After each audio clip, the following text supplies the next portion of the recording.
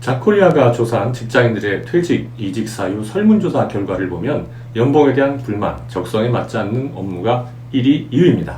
상사나 동료와의 불화, 자신과 맞지 않는 조직 문화, 성장 가능성이 보이지 않는 비전이 3위부터 5위까지 차지하고 있고요. 그런데 잡코리아와 알바몬이 공동으로 조사한 퇴직 사유를 보면 아주 흥미롭습니다. 퇴사한 직장인 중 절반은 진짜 퇴사 이유를 말하지 않는다는 건데요. 진짜 퇴사 이후 1위는 상사, 동료와의 갈등이었습니다.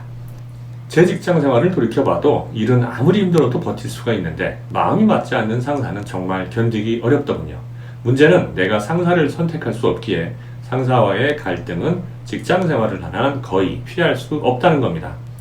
이따금 상사가 선을 넘을 경우 한판 붙어보고 싶은 생각이 목까지 차오르기도 하는데요. 직장에서 상사와 싸워서 이길 수 있는 방법 정녕 없을까요? 저는 첫 직장에서 상사하고 3번 갈등이 있었습니다. 그래서 대결을 벌인 결과 전적은 1승 1무 1패였습니다. 1승 상대는 옆 부서의 만년과장이었습니다. 제가 신입사원 때 그분에게 업무 협조를 구할 경우가 많았는데 늘 불평을 하고 또 욕을 상습적으로 하더군요. 회사 생활을 하는데 왜 저럴까 싶어서 참고 있다가 어느 날에도 똑같이 나오길래 아주 작정하고 한판 벌였습니다.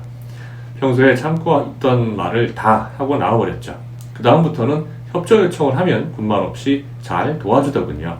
제가 싸움의 정당성을 가지고 있었고 상대가 실세가 아니었으며 평소 밉상으로 통했다는 점이 제게 유리하게 작용했다고 봅니다. 두 번째 갈등은 본격적인 전쟁으로 비화되기 전에 제가 숙이고 들어가서 무승부로 끝났죠. 늘 껄끄럽던 상대였는데요. 지방 출장을 같이 가게 됐습니다. 저녁에 바닷가에서 술을 대차게 마시면서 평소 살갑게 못 대해드려서 미안하다. 앞으로 잘 지냈으면 좋겠다고 하고 형님으로 부르기로 했죠.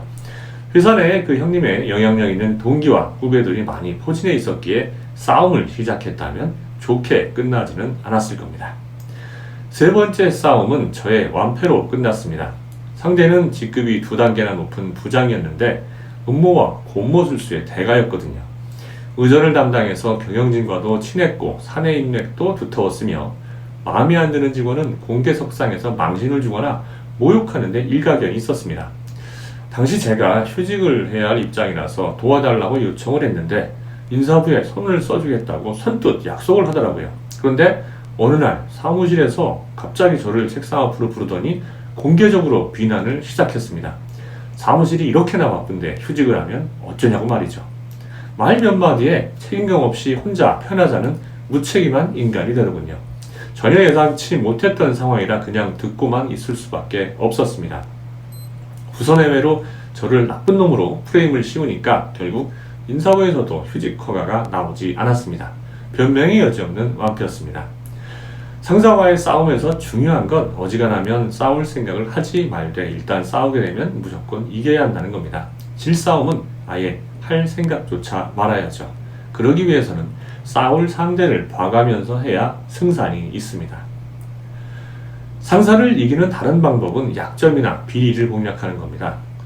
이 방법은 증거 확보가 어렵긴 하지만 상대를 완전히 보낼 수 있죠. 만화 미생에 이와 같은 사례가 등장합니다. 철강팀의 에이스였던 영업 3팀 박종식 과장은 아주 큰 실적을 내지만 회사에서 기대 이하의 보상을 받게 되고 불만을 품은 후 사업 과정에서 거액을 횡령합니다.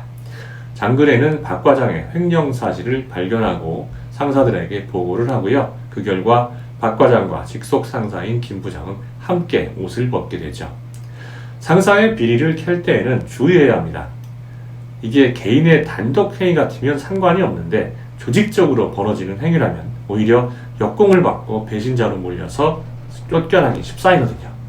2013년 시민단체 호루라기 재단이 조사한 결과 42명의 공익신고자 중 59.5%가 해임, 파면 등의 조치를 받았고 66.7%가 생계곤란, 소득 하락을 호소할 정도였으니까 비리를 고발하는 것도 결코 쉬운 일은 아닙니다. 2009년에 군납 비리를 폭로한 김용수 전 해군 소령은 군 내부에서 배신자로 찍혀서 특기와 관련 없는 보직을 받고 허가 없이 방송 출연했다는 이유로 징계도 받았습니다. 결국 군을 떠나서 국민권익위원회 조사관이 되었는데요. 김영수 소령은 자신을 내부 고발자로 유일하게 잘 풀린 사례라고 할 정도였습니다. 비리를 고발해서 상사를 내쫓는데 성공했다 해도 여전히 불안 요소는 남아있습니다. 조직 내에서 왕따를 당할 가능성이 높습니다. 만약 여러분이 상사라면 언제 내 치부에 칼을 들이댈지 모르는 부하를 밑에 두려고 하겠습니까?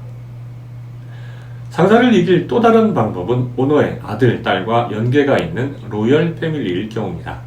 로열 패밀리가 아니더라도 오너의 동창을 비롯한 막역한 관계라면 상사를 눈 아래로 둘 수 있습니다. 회사의 실세라도 이 패밀리들한테는 상대가 되지 않죠. 제가 예전에 신축 호텔 홍보 프로젝트에 참가한 적이 있는데요. 그때 PM은 전무였습니다. 그의 최종 결제까지 받고 마무리 단계에서 갑자기 다 뒤집고 다시 하라는 주문이 떨어졌습니다. 완전히 황당한 상황이었죠. 이유를 물어보니까 오너의 인척이었던 여자 상무의 반대 때문이었습니다.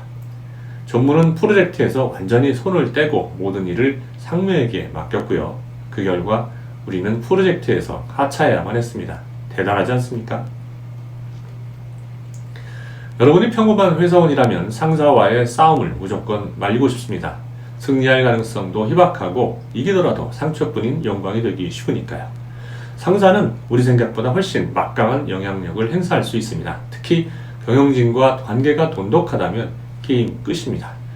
그동안 축적해 놓은 인적 네트워크의 영향력은 가장 무섭습니다. 정보 왜곡이 가능하기 때문이죠.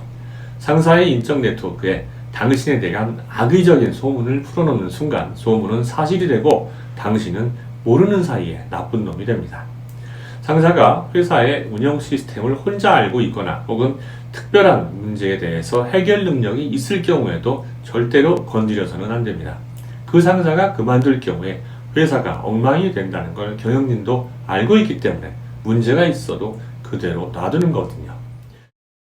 그 상사가 없어도 좋다는 대안을 제시할 수 없다면 싸움을 생각도 말아야 합니다. 상사가 못마땅하고 보기 싫어도 절대 티를 내지 마십시오. 무능한 상사일수록 눈치는 기가 막히거든요. 지금 자리에 꼭 있어야 한다면 장점 위주로 상사를 보려고 노력해 보십시오. 단점만 있는 사람은 세상에 없으니까요. 제가 한 것처럼 날 잡아서 술 한잔하면서 속내를 완전히 탁 터놓는 것도 효과가 의외로 있을 수 있습니다. 그 자리를 고집할 필요가 없다면 부서를 옮기는 것도 방법입니다. 그러자면 당신이 일을 잘해야겠죠. 상사가 물론 싫어할 수도 있지만 계속 참다가 사태가 더 악화되는 것보다는 낫겠죠. 이직은 최후의 방법입니다. 당신 능력이 이직을 할 정도로 탁월하지 않다면 상사가 싫다고 이직할 경우에 결과가 안 좋을 가능성이 높습니다. 이직 당시에는 속 시원할지 모르지만 곧 후회하게 될 거예요. 상사에게 감정적인 대응을 삼가하고 뒷담화도 어지간하면 참여하지 마십시오. 어느 경로를 통해서 말이 전해질지 모르거든요. 입은 무겁게 귀는 열어두는 게 직장 생활에서는 가장 현명한 처신입니다. 당신이 상사보다 유리한 점이 한 가지 있기는 합니다. 상사보다 당신이 훨씬 젊잖아요.